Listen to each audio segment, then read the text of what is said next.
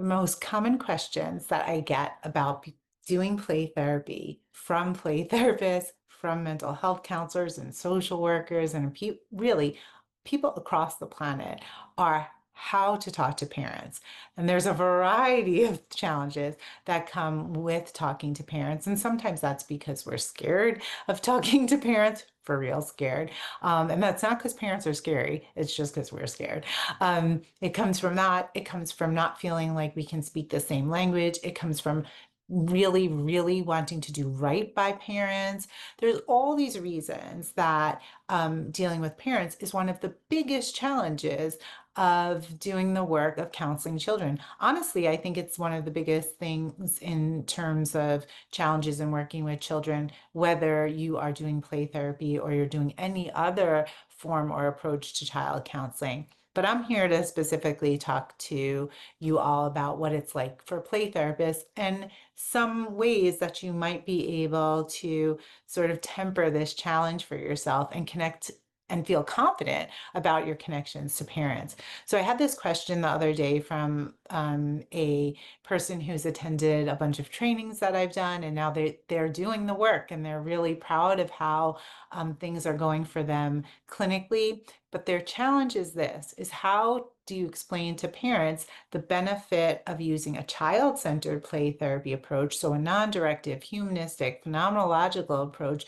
where the child sets the agenda and you follow it as the therapist, versus what is mostly intuitive to parents is a directive approach that head on straight away addresses what the concern is with the child.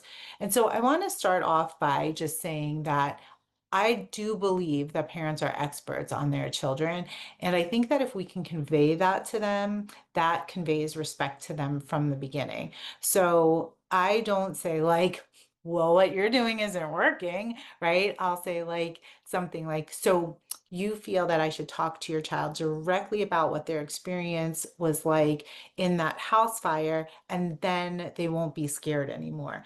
But like if I understand that that's what you've tried and that's not quite getting that their anxiety to come down, that's not helping them sleep at night, all of those things. So I want to do it in a genuinely respectful way. I think that is your starting off point, is just recognizing everything the parent has already done and tried and highlighting that those things are directive, right? Those things are straight at it. Those things are like, maybe if we do this, this will be the outcome.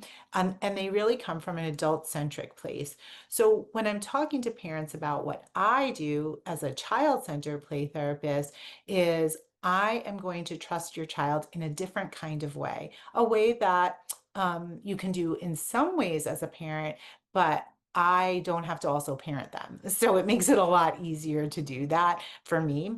So what I am going to do is I'm going to see what emerges in their play and how they're able to communicate about their perspective of being in that fire, about their perspective of why school is a scary place, about their perspective of why they're so unhappy with their older brother or sister, all of those kinds of things. Whatever the issue is that in using child-centered play therapy, I get your child's perspective. So let me just give you an idea of how I might say that to a parent, how I might explain to a parent who's asking me, well, why don't you just ask them about that or talk to them about that?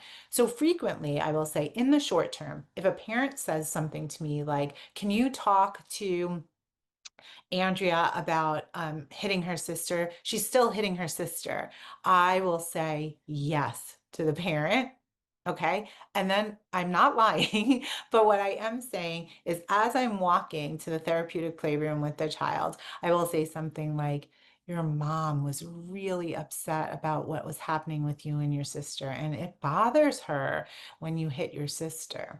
So I am just going to still address it with the child, but I'm addressing it from the mom's point of view, from the caregiver's point of view, from whoever's point of view who's highlighting that.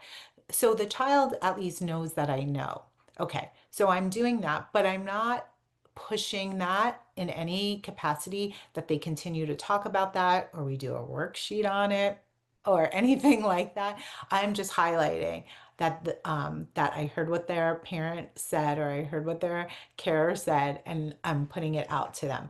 I am not doing it in the playroom. Once we cross that threshold into the playroom, they are in charge. That means they dictate not just what we play and how we play with it, but what they talk about and if they talk about those kinds of things. So that is how I deal with it in the short term. In the like bigger picture version of that, like I don't really think that that's going to work with my child. You explain child-centered play therapy. I don't think it's really going to work. Can't you just talk to them about it? That's where I will say to the parent, okay, so I know that's what you've done. And I know that that makes so much sense. Like as adults, let's just talk about it. But that's not exactly the way that things work for children, is to talk about it, especially if it was something really emotionally charged or even traumatic, is that it's much more difficult for them to put words to it and to understand the words around it. So what's going to happen in child-centered play therapy, and it's quite in some ways magical, is that your child will, through their play, through their verbalizations, and through the way that I follow their lead on that, I will start to learn about what their lived experience, their view was like. And once we have that, and I can highlight that, and they can hear that, is now they start to be able to work with that and pick different pathways to go down and find different solutions. And the really amazing thing is that once they are given that opportunity to do it in their way, from their view, is that they are able to then take that and generalize that outside of the playroom. So it's not the same system that kind of works for us as adults. It's very different and specific to children, that they're able to do it in their way. Okay, what questions do you have? And typically they have questions. So you are not going to bring up the fact that we had a house fire. You are not going to bring up the fact that they witnessed our dog get hit by a car. No, I am not. But they are, when they are ready, and that is what we know is the best way for them to deal with it, because they have to do it in their way. And that might mean that they never talk about it verbally, but that they're still working on it through their play, because as you know, as a parent, play is the language of childhood. Okay, so this is really important too, is that's the way I say it. You have to find, as a play therapist, as a mental health counselor, you have to find your own way to say it. But let me tell you what the important elements are to that. Because if you say it exactly the way I say it, it's not authentic, it's not you, it's not going to work. But you can take that example and make it your own. And everything that I ever talk about, you're going to hear me say, make it your own, make it your own, because it has to come from an authentic place. But let me tell you a couple of the things, let me highlight them, that are part of this. One, first, you have to listen to the parents. You have to give them the respect of listening to their perspective. You have to demonstrate that you understand their perspective. How do you do that? The same way you do in child-centered play therapy. You use reflection and paraphrase, active listening skills to do that. Then you have to use what they already know. The example in what I just shared was, what do they already know? They already know that their child plays out their lives. They already know that in their child's play, you can get a sense of what your child is going through, what's bothering your child's perception, all of those things. So I'm going to use what parents already know. I also always keep in my background music that we blame parents for lots of things that are going on with kids and make it like it's bad parenting rather than it's just the circumstances of what's going on in their lives. And so, besides demonstrating respect, I also want to consider that lots of parents feel some sense of shame about bringing their child to a therapist, because it's like, I can't it's almost like they're saying, I can't handle this, or I can't be helpful to my own child about this. Now I have to go outside of my family, or I have to go outside of my community, or I have to bring in an expert, right? That has greater impact depending on the culture that that family is part of. So that is something that you want to think about too. So in that way, I always, I, I like to think I always do at least, I always honor that parents trust me with their child and overtly state how serious that is that they will do that, and the responsibility I take on that end of it. The other thing I do think, there's probably more I could get into about this, but I'm going to keep talking about it. So I'll talk about it in some other ways. But for today, the last thing that I'm going to say about it is I also want to make sure I very clearly extend an invitation to the parent to come back.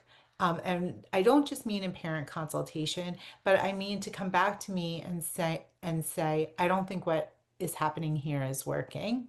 And this is why it is really, really important for you as a play therapist or as a mental health professional to really be tracking what kinds of pro-social things that you are seeing in the child in the playroom, because no, they might not have generalized outside of the playroom yet, but it shows you, and this is the key word here, that that child is capable. So that's a word that I'm going to use oftentimes in follow-up consultations with parents, or if they are asking me questions, they may say, she's still hitting her sister, she's still wetting the bed, she's still what, it could be honestly anything, but I want to say, okay, yes, she is still, and that has to be really hard on you and your family.